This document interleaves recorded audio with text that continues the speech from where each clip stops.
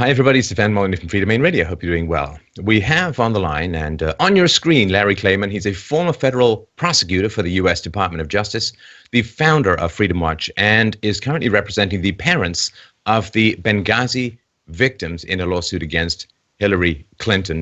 Larry, thank you so much for taking the time today. You're welcome.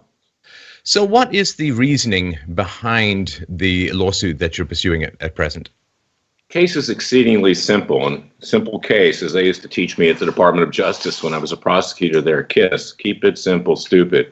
It's a very powerful case because Hillary Clinton, in using that private email server, in effect compromised the security of that consulate in Benghazi. In other words, by intercepting those email communications, which were classified, and we know that happened from the FBI director, that it was hacked, that gave up the location of Ambassador Chris Stevens, which allowed the terrorists to attack, which killed my client's sons, Charles Woods and Pam Smith. Their names were Ty Woods and Sean Smith.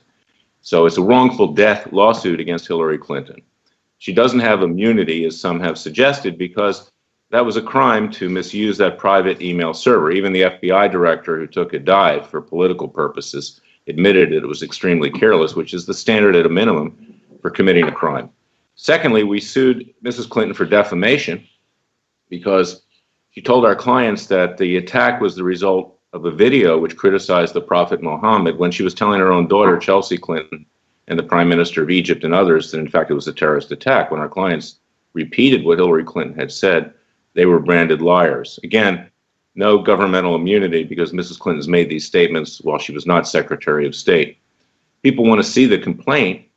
They can go to freedomwatchusa.org, freedomwatchusa.org, that's our group. And you've cited a Politico article that talks about the last batch of Clinton emails from the State Department contained 5 emails from Russian-linked hackers. I wonder if you could help people understand the relevance of that. The relevance is that that email was exposed to hacking. And it's not just Russia. The Islamic Republic of Iran is extremely adept at cyber espionage. In fact, years ago, I brought a lawsuit against the regime for victims of the regime. I had 17 viruses put into my computer. I went to the FBI with that. This is something that's done routinely. All nations have that capability. They do it. They're obviously focusing on the Secretary of State because she does international politics and diplomacy. It would be like saying there's not life on Earth to believe that her email server was hacked. But here's the bigger story. The bigger story is the cover-up by the U.S. government. No one, whether it's Democrat or Republican, really wants to push that hard. All these emails are in the hands of the National Security Agency. We all know that they've grabbed every email and keep them for at least the last 5 years. If they wanted the full story on Hillary Clinton, the FBI could have gotten it. Right. Now, forgive my ignorance of the local conditions, but would the whereabouts of the ambassador and the others be a mystery? I mean, wasn't it fairly known where the embassy was and how to attack it? Well, you just teed up a question for me, which answers itself. No, that was an undercover CIA operation in Benghazi.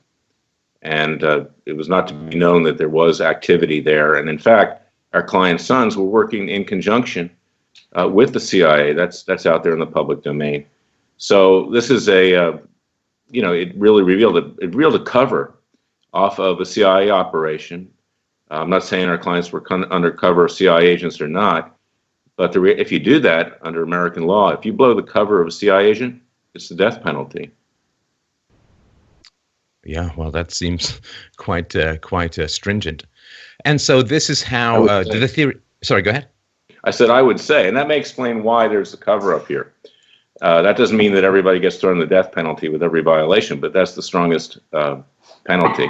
So that's what was at stake here, and that's why even the FBI director doesn't want to pin the tail on the donkey, so to speak, with regard to Hillary Clinton. Donkey is, by the way, the trademark for the Democrats. Right. Now, the question of why all of this occurred, there have been some theories. I'll bounce one off you and get your thoughts on it. So, of course, it was an election year, and if an attack upon Americans in the Middle East on the anniversary of 9/11 had occurred and the facts behind it had been revealed, there are some who say that it would have been devastating for the Democrats in that election cycle, and that's one of the reasons why there was this misdirection, this complaint that it was about a YouTube video and so on. What are your thoughts as to why there was this immediate diversion rather than a confession of what had happened? There is an impression in this country, which I believe is accurate, which the President of the United States favors Muslim interests over other interests. He is half Muslim. He attended Muslim schools in Indonesia. He wears a ring that says, "My only God is Allah." Someone took a close picture of it. He thinks of himself as coming from the Muslim part of the world. And consequently, they are sensitive to the fact that he has not fought Muslim terrorism as much as perhaps someone else might have. So to have a terrorist attack right before the election on his watch, when he said that they have won the war on terrorism, would have been a big hit politically.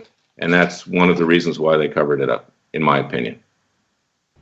Right. And what sort of time frame do you expect for this kind of process? How long do you think it might take to wend its way through the system? We would maintain that Hillary Clinton, since we sued her in her private capacity, has only 20 days to answer the complaint. She has been served with it. They may take the position that she gets 60 because she's a former government Secretary of State. Will obviously argue that. But once the complaint is responded to, this case can, in theory, go into discovery. We can take depositions. We can ask for documents. It will move relatively quickly. But we didn't bring the case to influence the election. We did not. We brought the case for justice. And it's symptomatic here in the United States. And frankly, you know, I love my country and I'm very proud of it. But it's a disgrace that in this country, we don't hold the elite accountable. They do a better job in Brazil or in Israel and other places where they hold chief executives accountable. This country, you get a pass. There are two systems here: justice for the elite, justice for the rest of the country. That's what we're trying to eliminate. It reminds me of the old saying about the law in its more corrupt state, that the law is like a spider web. It traps the flies, but the birds and larger animals can just fly right through it. And that, I think, is one of the frustrating things about where American law is at the moment. I remember watching Comey's statement, thinking, well, he's really building a solid case, and then it just sort of evaporated. And I think there is that frustration and this feeling that the elites are judged by a different system. And that, I think, lowers people's respect for the law as a whole, as it's seen as a tool of the political elite to get away with things rather than a universal standard that everyone is subject to. You're right. That's why we fought our revolution beginning in 1776, is because King George III took the criminal justice system back to London. The colonies couldn't control it.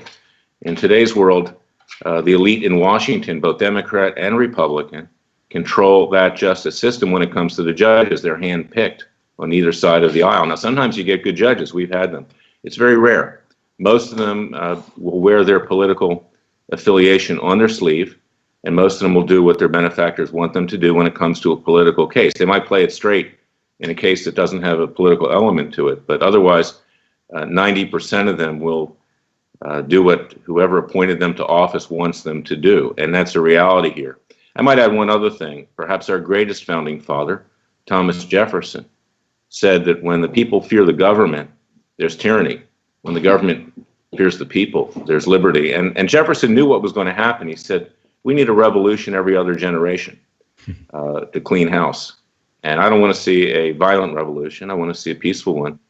But the reality is we do need a revolution right now. This country, the elites have broken away from the rest of the country, and explains the popularity of both Donald Trump and Bernie Sanders. They were perceived as going up against those elites. Whether that's true or not, we'll find out. Yeah, I mean, I think there's this perception that begins to spread among people when they see people at the top routinely seem to flout the standards that are applied harshly to their underlings. And the relationship with the law, which, you know, ideally should be one of respect and reverence for just and universal principles, becomes kind of a game of, well, if they can get away with stuff, maybe I can see what I can get away with. And that, I think, creates a significant decay. The law, I don't think, can function in a society very well, or it becomes increasingly harsh if the population as a whole no longer respects the universality and moral underpinnings of the law. It becomes a game of whack-a-mole because more and more people don't seem to respect the law. And I just don't know how a legal system can sustain itself in that environment. It can't. And we're doing what we can in the courts in the case that we've discussed today, which you can see at freedomwatchusa.org. We hope people will support us in that. We're chipping away at the system. We're chopping at the tree. And hopefully that tree of injustice will fall. But there will come a point in time in this country, I think relatively soon, particularly with the race war that the president and Black Lives Matter and those types have whipped up here in this country with regard to the police and others. Hillary Clinton's pitting man against woman, woman against man. We're going to see more and more of that. Everybody's called a racist. Everybody's divided. You can't express your opinion anymore. The United States is on the ropes right now. And I'm doing what I can to try to preserve it, and I hope other people will do the same. Well, I appreciate that effort as well. And we'll put the links to the website you've mentioned below. Larry, thank you so much for your time today, and I hope you'll come back and keep us updated. I look forward to it. Thank you for having me. Thank you very much.